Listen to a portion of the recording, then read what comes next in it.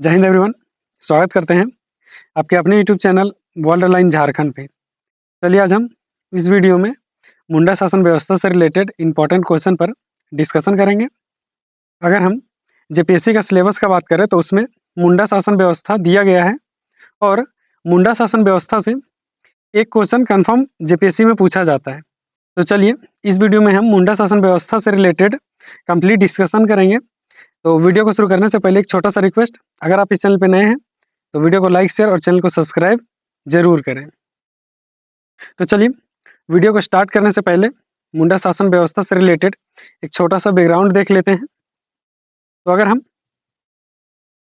मुंडा शब्द का बात करें तो ये संस्कृत भाषा का एक शब्द है जिसका अगर अर्थ इनकी भाषा में इनका अर्थ होता है, मुंडा का अर्थ होता है विशिष्ट व्यक्ति। बट अगर हम विशेष अर्थ में इस शब्द का मतलब देखें तो होता है गांव का राजनीतिक प्रमुख। और भी हम देखेंगे इसमें कि मुंडा हम बात करें झारखंड में तो मुंडा झारखंड का तीसरा सर्वाधिक जनसंख्या वाला जनजाति है और ये झारखंड के रांची, हजारीबाग, पलामू, सिंहभूम इत्यादि जिलों में बसे हुए हैं। और मुंडा का अगर सबसे अधिक घनत्व वाला जिला का बात करें तो मुंडा का सबसे अधिक घनत्व वाला जिला है मेरा रांची। चलिए अब हम इसमें थोड़ा सा धर्म से रिलेटेड कुछ पॉइंट को देख लेते हैं। तो पहला इसमें है कि मुंडाओं का जो स्वर प्रमुख देवता है उसको हम कहते हैं सिंह बोंगा। मुंडा का जो सर्व प्रमुख देवता है उसको कहते हैं हम सिंह बोंगा, जो कि सूर्य का एक प्रतिरूप है। इसी में हम अगर देखें अन्य देवी देवता का बात करें तो ये भी इंपॉर्टेंट हो जाता है, आप इसे राइट डाउन कर सकते हैं। हाथू बोंगा, हाथू बोंगा ये ग्राम देवता को कहते हैं। दूसरा इसी में हम देखेंगे देशावली, इसको हम कहते हैं गांव की जो सबसे बड़ी देवी होती है उसे हम कहते हैं देशावली। एक और है इसमें ओडा बोंगा, ये कुल देवता होता है। और चौथा अगर हम देखें तो एक है बुरु बोंगा, जो कि पहाड़ देवता है। इसमें हम देखेंगे एक त्यौहार का भी जिक्र आता है, सोहराई नामक त्यौहार का एक जिक्र आता है जो कि पशु पूजा से जुड़ा हुआ है। और इसमें अगर हम देखें तो एक जल देवता होता है जिसको हम इरकी बोंगा कहते हैं। जल देवता को हम इरकी बोंगा कहते हैं। चलिए और इसमें हम देख लेते हैं मुंडा जो जनजाति होते हैं वो तांत्रिक एवं जादुई विद्या में विश्वास रखते हैं और जो झाड़ फूक करने वाला होता है उनको देवड़ा कहा जाता है। जो झाड़ फूक करने वाला होता है उनको देवड़ा कहा जाता है। तो चलिए ये था मुंडा शासन व्यवस्था से रिलेटेड एक छोटा सा डिस्कशन। अब हम क्वेश्चन को देखते हैं। चलिए पहला क्वेश्चन का हम डिस्कशन करेंगे। पहला क्वेश्चन है मेरा कि मुंडाओं के द्वारा निर्मित खेत को क्या कहा जाता है। तो हम देखेंगे कि जब झारखंड में मुंडाओं का प्रवेश स्टार्ट हुआ था तो वे अपने जीवन जीने के लिए वनों को काटकर कृषि युक्त भूभाग तैयार करने लगे थे। तो इसी में मेरा क्वेश्चन है कि उस जो मुंडाओं के द्वारा निर्मित खेत है उसको हम क्या कहते हैं। तो इसका आंसर हो जाएगा फुटकट्टी भूमि। मुंडाओं के द्वारा निर्मित खेत को हम कहते हैं फुटकट्टी भूमि। तो इसका आंसर हो राइट आंसर होगा ऑप्शन फर्स्ट। और इसी में देखें तो इन लोगों के द्वारा जो बसाया गया गांव है उसको हम इसी में जोड़ देंगे, खुटकट्टी गांव कहते हैं। इन लोगों के द्वारा जो गांव बसाया गया था उसको हम खुटकट्टी गांव के नाम से जानते हैं। तो फर्स्ट मेरा क्वेश्चन है कि मुंडाओं के द्वारा निर्मित खेत को क्या कहते हैं। तो मेरा आंसर है खुटकट्टी भूमि। चलिए सेकंड नंबर क्वेश्चन को देखते हैं। सेकंड नंबर क्वेश्चन है मेरा कि झारखंड में आदिवासी समुदाय की कुल संख्या 32 है। इनमें से अधिकतर जनजाति किस प्रजाति से हैं? तो हम देखेंगे कि झारखंड में कोरेलियन समूह की एक शक्तिशाली जनजाति है। इसी को हम प्रोटो ऑस्ट्रियोलॉइड कहते हैं। तो मेरा क्वेश्चन है कि इनमें से अधिकतर जनजाति किस प्रजाति से हैं? तो मेरा आंसर हो जाएगा प्रोटो ऑस्ट्रियोलॉइड। राइट आंसर हो जाएगा मेरा डी, प्रोटो ऑस्ट्रियोलॉइड। ये हो जाएगा मेरा राइट आंसर। चलिए थर्ड नंबर क्वेश्चन को देखते हैं। थर्ड नंबर क्वेश्चन है मेरा कि मुंडा गांव में जहां ग्राम देवता निवास करते हैं उस विशेष विशेष स्थान को क्या कहते हैं? तो हम देखेंगे कि अगर हम देखें इसमें कि मुंडा गांव में अगर हम विशेष स्थान का बात करें तो 3 है, जिसमें से है मेरा अखाड़ा, शासन और सरना। तीनों का अगर हम विशेषता का बात करें तो सरना का अगर हम विशेषता का बात करें तो ये है, ये उस स्थान को कहते हैं जहां मुंडाओं के ग्राम देवता निवास करते हैं। अखाड़ा का अगर हम बात करें तो ये है कि जहां पंचायत की बैठक होती है और रात्रि के समय अगर हम बात करें तो युवा युवतियां नाचते और गाते हैं। तो दूसरा हो जाएगा अखाड़ा और तीसरा है मेरा शासन। तो इसको भी हम देख लेते हैं। शासन का बात करें तो ये है समाधि स्थल होता है। और इसमें एक और पॉइंट जो समाधि स्थल पर, इसमें हम एक और पॉइंट के देखेंगे कि शासन शासन क्या होता है, ये मुंडाओं का समाधि स्थल होता है। और जो समाधि स्थल पर पत्थर के सील रखे जाते हैं उसे हम शासनद्री कहते हैं। इसमें एक और पॉइंट ऐड हो गया मेरा। पहला कि शासन हम किसको कहते हैं, ये समाधि स्थल होता है।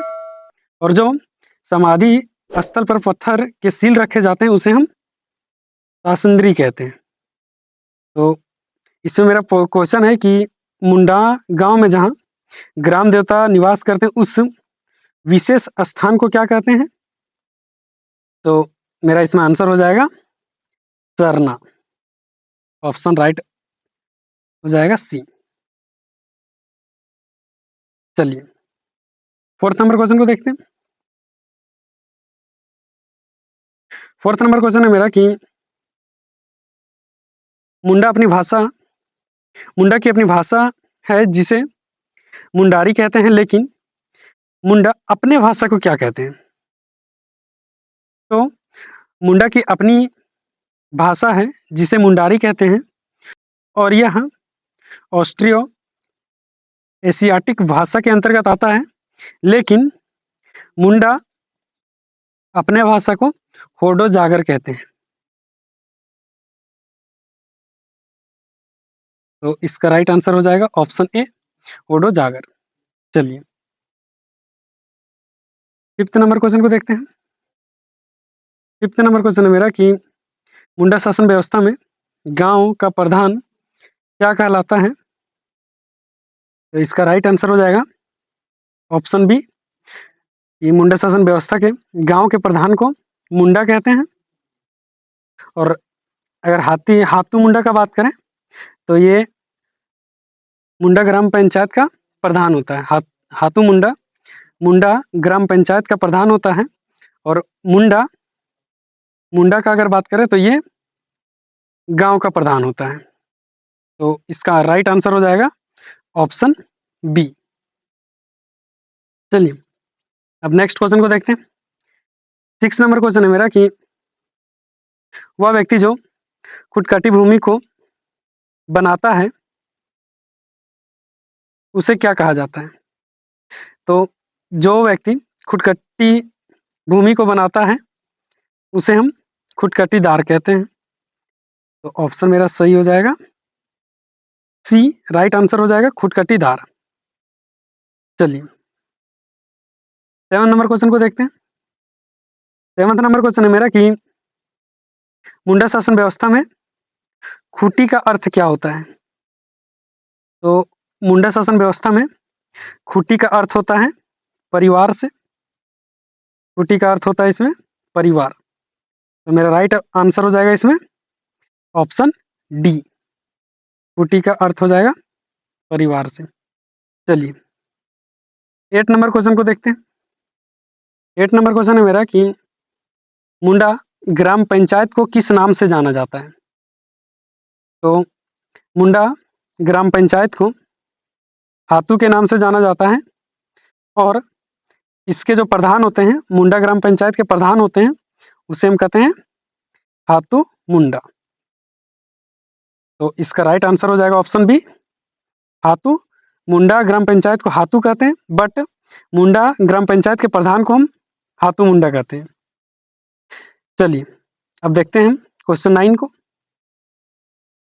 मुंडा ग्राम पंचायत के प्रधान को क्या कहते हैं? ये थोड़ा क्वेश्चन मिस्टेक है। ये क्वेश्चन है कि मुंडा ग्राम पंचायत के प्रधान को क्या कहते हैं? तो मुंडा ग्राम पंचायत हमने पहले बताया हातू मुंडा कहते हैं। तो ये मेरा राइट आंसर हो जाएगा इसमें ऑप्शन बी। चलिए 10 नंबर क्वेश्चन को देखते हैं। 10 नंबर क्वेश्चन है कि पढ़ा पंचायत का सर्वोच्च अधिकारी कौन होता है? तो इसका आंसर हो जाएगा कि पढ़ा पंचायत का सर्वोच्च अधिकारी पढ़ा का राजा होता है। इसका राइट आंसर हो जाएगा ऑप्शन सी। चलिए इसको ना हम एक बार यहाँ डिटेल में समझते हैं कि जो मुंडा जनजाति में प्रत्येक, अगर हम देखें मुंडा जनजाति में प्रत्येक गांव में एक पंचायत होता है। प्रत्येक गांव का बात करें तो प्रत्येक गांव में एक पंचायत होता है जिसका प्रमुख को हम मुंडा कहते हैं।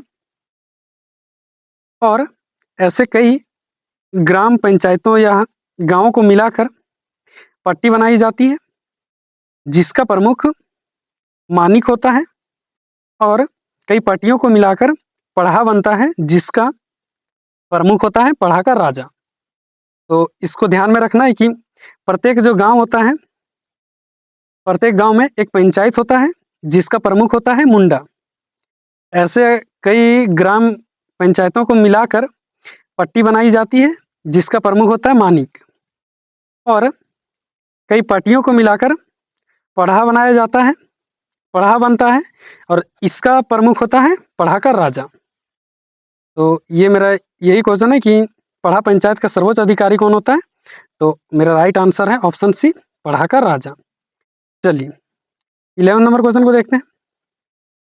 11 नंबर क्वेश्चन है मेरा कि पढ़ा के इन अधिकारियों के बारे में गलत मिलान को पहचाने। तो हम इसमें देखेंगे कि पढ़ा का एक पंचायत होता है जिसे हम पढ़ा पंचायत कहते हैं। इसमें 5 अधिकारी होते हैं जो राजा के अधीन कार्य करते हैं। पांचों अधिकारी में एक दीवान है, दूसरा पांडे है, एक बरकंदाज हो जाएगा और चौथा ठाकुर है और 5वां अधिकारी जो है वो है लाल। तो इनके बारे में हम थोड़ा सा समझ लेंगे। दीवान जो है वो होता है पढ़ा राजा का मंत्री। दूसरा जो है पांडे, ये दस्तावेजों को रखने वाला अधिकारी होता है। और बरकंदाज जो होता है वो गांव का वकील नहीं होता है, यही मेरा ऑप्शन गलत हो जाएगा। बरकंदाज जो होता है वो होता है गांव का सिपाही। और मेरा क्वेश्चन है कि पढ़ा के इन अधिकारियों के बारे में गलत जो मिलान किया हुआ है उसको पहचानना है। तो ऑप्शन सी हो जाएगा मेरा इसमें, क्योंकि बरकंदाज में दिया हुआ है गांव का वकील, तो ये गलत हो जाएगा। चौथा मेरा ऑप्शन है कि ठाकुर पढ़ा का सहायक होता है, चौथा सही है। और जो 5वां अधिकारी लाल होता है, लाल होता है गांव का वकील। जो पढ़ा के अधिकारी में 5वां है जो लाल, ये है गांव का वकील। और बरकंदाज हो जाएगा गांव का सिपाही। तो इसमें अगर हम राइट आंसर को देखें तो इसमें हो जाएगा ऑप्शन सी। चलिए अब हम 12th नंबर क्वेश्चन को देखते हैं। 12th नंबर क्वेश्चन है मेरा कि पढ़ा पंचायत स्थल को क्या कहा जाता है। तो इसका राइट आंसर हो जाएगा अखाड़ा। पढ़ा पंचायत स्थल को अखाड़ा कहा जाता है। और हमने ये सारे ऑप्शन का डिस्कशन किया है कि शासन क्या होता है, समाधि स्थल होता है, और जो एक मेरा है ये, और सी नंबर मेरा ऑप्शन है सरना, जो कि ये होता है मुंडा के जहाँ ग्राम देवता निवास करते हैं। और डी मेरा ऑप्शन है हातू। तो इसके बारे में हमने पहले बताया कि मुंडा ग्राम पंचायत को हातू कहते हैं, हातू के नाम से जाना जाता है। और इसके मुंडा ग्राम पंचायत के प्रधान को हम हातू मुंडा कहते हैं। तो ये मैंने सारा ऑप्शन पहले से ही डिस्कशन कर रखा है। तो इसका राइट आंसर जो है कि पढ़ा पंचायत के स्थल को क्या कहते हैं, तो राइट आंसर हो जाएगा अखाड़ा, ऑप्शन बी होगा इसका राइट आंसर। चलिए अब हम देखेंगे 13 नंबर क्वेश्चन। 13 नंबर क्वेश्चन है कि मानिक का पद होता है। तो मानिक का पद हो जाएगा वंशानुगत होता है। और इसका राइट आंसर ऑप्शन ये हो जाएगा। लेकिन अगर हम इसमें देखेंगे मुंडा शासन व्यवस्था में, तो पढ़ा का जो राजा का मनोनयन होता है वो चुनाव के द्वारा होता है। और पढ़ा के राजा का जो पद होता है वो वंशानुगत नहीं होता है। लेकिन जो मानिक का पद है वो वंशानुगत होता है। तो इसका राइट आंसर है ऑप्शन ए। चलिए 14 नंबर क्वेश्चन को देखते हैं। 14 नंबर क्वेश्चन है कि मुंडा गांव के धार्मिक प्रधान को क्या कहते हैं। तो मुंडा गांव में जो धार्मिक प्रधान होता है उसे हम पाहन कहते हैं। तो धार्मिक प्रधान हो जाएगा पाहन, राइट आंसर होगा ऑप्शन बी। चलिए 15 नंबर क्वेश्चन को देखते हैं। और 15 नंबर क्वेश्चन है मेरा कि मुंडा जनजाति में गांव को भूत प्रेत से बचाने हेतु पाहन के द्वारा की जाने वाले पूजा पाठ के बदले में उसे दी जाने वाले भूमि को क्या कहते हैं। तो इसका राइट आंसर हो जाएगा भूतखेता, जो कि पाहन को भूत प्रेत से बचाने हेतु भूमि दान में दी जाती थी। और ये लगान मुक्त भूमि होता था, लगान मुक्त भूमि होता था। और इसी में एक है डाली कटारी भूमि। तो इसको भी हम समझ लेते हैं कि डाली कटारी भूमि क्या है और भूतखेता क्या है। तो डाली कटारी भूमि का हम बात करें तो यह पूजा पाठ और गांव में शांति बनाए रखने के लिए जो भूमि दान में दी जाती थी उसे हम कहते थे डाली कटारी भूमि। और भूतखेता भूमि का बात करें तो ये भूत प्रेत से बचाने हेतु पन्हा के द्वारा की जाने वाले पूजा पाठ के बदले में दी जाने वाली भूमि को हम भूतखेता भूमि कहते हैं। तो इसका राइट आंसर हो जाएगा ऑप्शन सी, भूतखेता भूमि। चलिए अब हम 16 नंबर क्वेश्चन को देखते हैं। तब तक आपको कमेंट में लिखना है कि जेपीएससी का प्रथम अध्यक्ष कौन है और जेपीएससी का स्थापना कब हुआ है, आपको कमेंट के थ्रू से बताना है। और 16 नंबर क्वेश्चन को हम देखेंगे कि मुंडा शासन व्यवस्था में पाहन का सहायक कौन होता है। तो इसमें अगर हम देखेंगे तो पन्हा का सहायक का बात करें तो इसमें हो जाएगा महतो। बट अगर हम पाहन का सहायक में देखें तो एक पनभर जो होता है वो पाहन का सहायक होता है। बट इसमें ऑप्शन में दिया है महतो, तो महतो भी हो जाएगा। इसमें महतो भी पाहन का सहायक होता है। लेकिन महतो का जो मुख्य मुंडा शासन व्यवस्था में मुख्य कार्य अगर हम देखें तो वो है ग्रामीणों को संदेश पहुंचाना, ये है महतो का कार्य। बट अगर ऑप्शन में रहे कि पन्हा का सहायक क्या महातो होता था, तो ऑप्शन सही हो जाएगा। बट इसका मुख्य कार्य का अगर हम बात करें महातो का, तो मुख्य कार्य में हो जाएगा ग्रामीणों को संदेश पहुंचाना, या संदेश वाहक के रूप में महातो को रखा जाता था। और इसमें पन्हा का सहायक में अगर हम देखें तो एक तो ये हो गया पनभर, जो कि पन्हा का सहायक होता था। तो चलिए अब देखते हैं हम नेक्स्ट क्वेश्चन को। 17 नंबर क्वेश्चन को देखते हैं, और ये मेरा इस वीडियो का लास्ट क्वेश्चन है। 17 नंबर क्वेश्चन है कि मुंडा शासन व्यवस्था में महातो का प्रमुख कार्य क्या है। तो इसके पहले हमने डिस्कशन किया कि महातो का जो प्रमुख मुंडा शासन व्यवस्था में महातो का जो प्रमुख कार्य था वो था ग्रामीणों का संदेश को पहुंचाना। तो इसका राइट आंसर हो जाएगा ग्रामीणों को संदेश पहुंचाना महातो का प्रमुख कार्य था। इसका राइट आंसर हो जाएगा ऑप्शन सी।